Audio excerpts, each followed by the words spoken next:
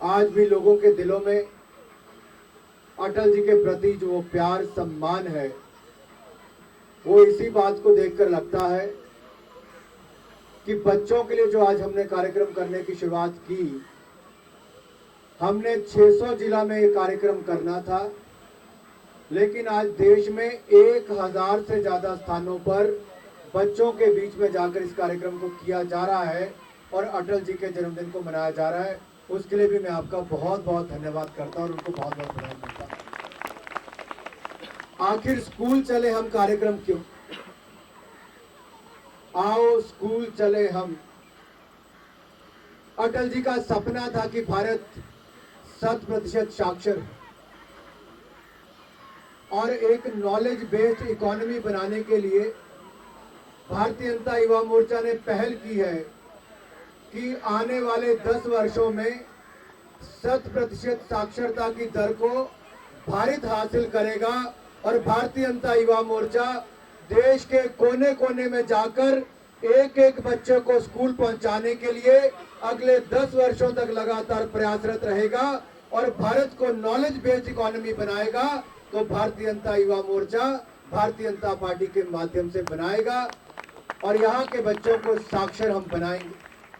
आज जब छोटे छोटे बच्चे यहाँ पर वंदे मातरम गा रहे थे, तो मैं कह सकता हूँ कि बड़े से बड़े पब्लिक स्कूल से भी बराबरी पर आकर इन्होंने उतना सुंदर वंदे मातरम यहाँ पर गाया है, उस पर भी आपको बहुत बहुत बधाई देता हूँ। इन बच्चों का भविष्य भी उतना ही उज्जवल होना चाहिए जितना किस बड़े पब्लिक स्कूल में पढ़ने वाले का हो। केवल शिक्षा ही ना मिले, गुणात्मक शिक्षा, क्वालिटी एजुकेशन मिलनी बहुत आवश्यक है। 4 महीने बाद देश में वापस हमारी सरकार आने वाली है। अटल जी ने सर्व शिक्षा अभियान की शुरुआत की थी मित्रों।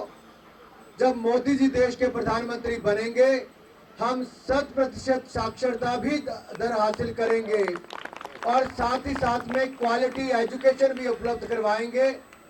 और जो हम बात करते हैं कि ऐसे प्रशिक्षण लोगों को दें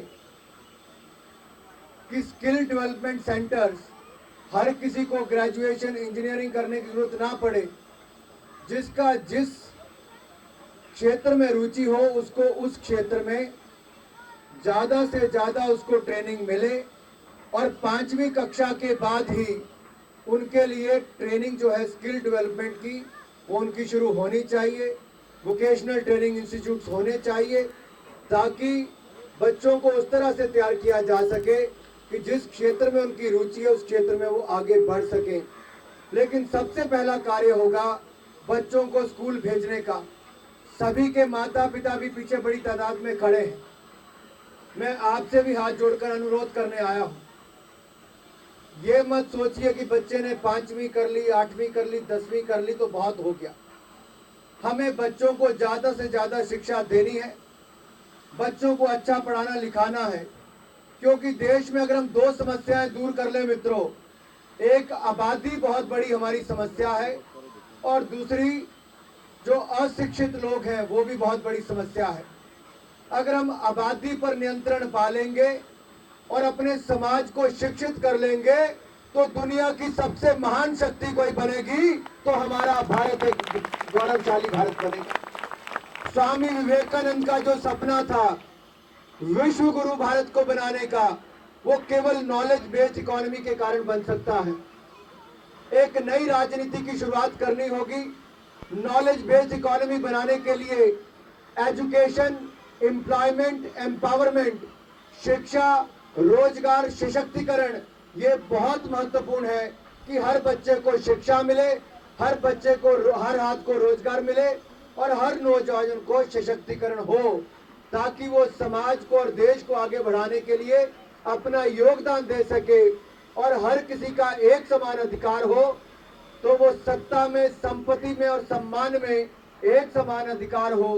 equal rights in power, property and Prestige, this is the motive of new politics. नई राजनीति का एक ही हमारा संकल्प है, शिक्षा, रोजगार, सशक्तिकरण और एक समान अधिकार हमारा हो तो सत्ता, संपत्ति और एक समान अधिकार हो।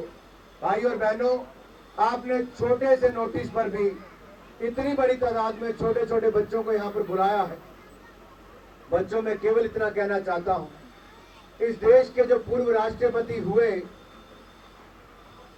डॉक्टर एपीजे अब्दुल कलाम आजाद, वो बहुत गरीब परिवार से आते थे। एक साइंटिस्ट बने और साइंटिस्ट बनने के बाद भारत ने जो दुनिया भर में न्यूक्लियर स्टेट बना, हम परमाणु देश बने, वो अटल जी के कारण बने। लेकिन साथ ही साथ हमारे देश के साइंटिस्टों का भी बहुत बड़ा योगदान उसमें था और भारत को एक बड़ा सशक्त देश बनाया है तो अटल बिहारी वाजपेयी और डॉक्टर एपीजे अब्दुल कलाम जैसे साइंटिस्ट ने बनाया है, जो गरीब से गरीब परिवारों से आए हैं। आप भी इस देश के राष्ट्रपति भी बन सकते हो। हमारे देश के प्रधानमंत्री भी गरीब परिवार से आते हैं। अगर गरीब परिवार के बच्चे देश के प्रधानमंत्री और राष्ट्रपति बन सकते हैं, साइंटिस्ट बन सकते हैं, तो जरूरत है संकल्प लेने की, लक्ष्य निर्धारित करने की। आप ये सोचकर जाइए, अच्छा पढ़ना लिखना है और आगे बढ़ना है, क्लास में टॉप करना है और एक अच्छा भारत का नागरिक बनना है। इस संकल्प को लेकर आप आगे जाइए। अटल जी के जन्मदिन पर जहां मैं एक बार फिर आपको बहुत सारी शुभकामनाएं देता हूं, वहीं पर आपको एक बात का विश्वास दिलाने आया हूं। भाई और बहनों, मेरी पत्नी रोज मुझे पूछती है कि महंगाई कब कम होगी। जब मैं अपने विधानसभा क्षेत्र में, लोकसभा क्षेत्र में जाता हूं, वहां के लोग कहते हैं कि महंगाई कब कम होगी।